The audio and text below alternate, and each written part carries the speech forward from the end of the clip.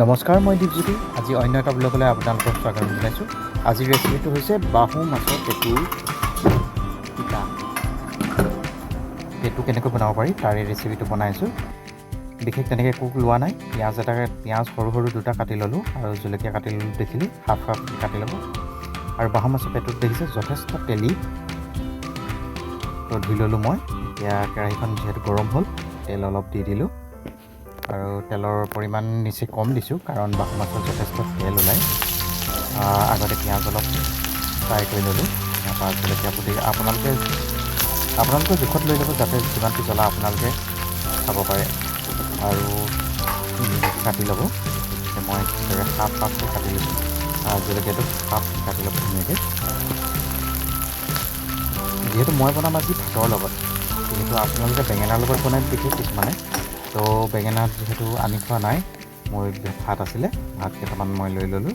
যিহেতু ভাতকেইটা লদা হৈ থকাৰ কাৰণে অলপ ভাঙি ল'লোঁ। একদম ধুনীয়াকৈ ভাঙি লৈছোঁ ভাতকেইটা। আৰু যিহেতু দেখিছে আপোনালোকে, এইফালে হৈ গ'ল। এইফালে পিঁয়াজটো হৈ গৈছে ৰঙচুৱা। তেতিয়া যিহেতু মই পিতাখনি দি দিলোঁ। পিতা মানে আৰু মাছৰ পেটু দি দিলোঁ। মাছৰ পেটু ধুই তাতে মই নিমখ হালধি যিমানটো পৰিমাণ দিব লাগে মই দি দিলোঁ।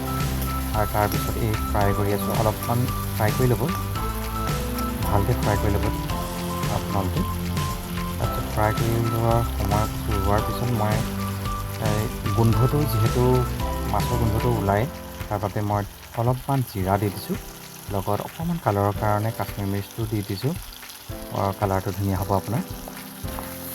আৰু আপোনালোকে খাই চাবচোন, কেনেকুৱা লাগে মোক জনাব। যিহেতু মই বনোৱাটো সহজ পদ্ধতি হয়, ইমান কষ্ট নহয়। আপোনাৰ বিশেষ একো দিয়া নাই, দেখিছে আপোনালোকে। যিহেতু হৈ গৈছে, দেখিছে আপোনালোকে, ফ্ৰাইটো হৈ গৈছে ধুনীয়া। এতিয়া ভাতকেইটা যিহেতু মই ভাঙি থৈছোঁ, এতিয়া ভাতকেইটা ইয়াত দি দিছোঁ।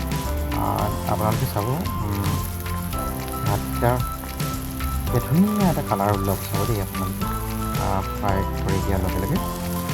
যিহেতু ৰেচিপিটো আপোনালোকে দেখিছে, তেনেই সামান্য ৰেচিপি, মানে ইমান কষ্টকৰ নহয়। যিহেতু মাছ আনিছিলোঁ, লগতে পেটু অলপ দি পঠিয়ালে। পেটুকণনো এতিয়া পেলাই দিবতো নোৱাৰি, তাৰ বাবে ধুনীয়াকৈ বনালোঁ, দেখিলেনে? এয়া চাওক, কি ধুনীয়া সুন্দৰ কালাৰ ওলাইছে। আপোনালোকে খাই চাবচোন, দেখিছেনে? একদম গৰমে গৰমে খোৱাৰ সোৱাদেই বেলেগ। কিন্তু ভাতটো অকণমান সিজাই ল'ব, সিজাই ল'লে অলপ খুৰখুৰীয়া এটা হয়, ধুনীয়া লাগে খাই।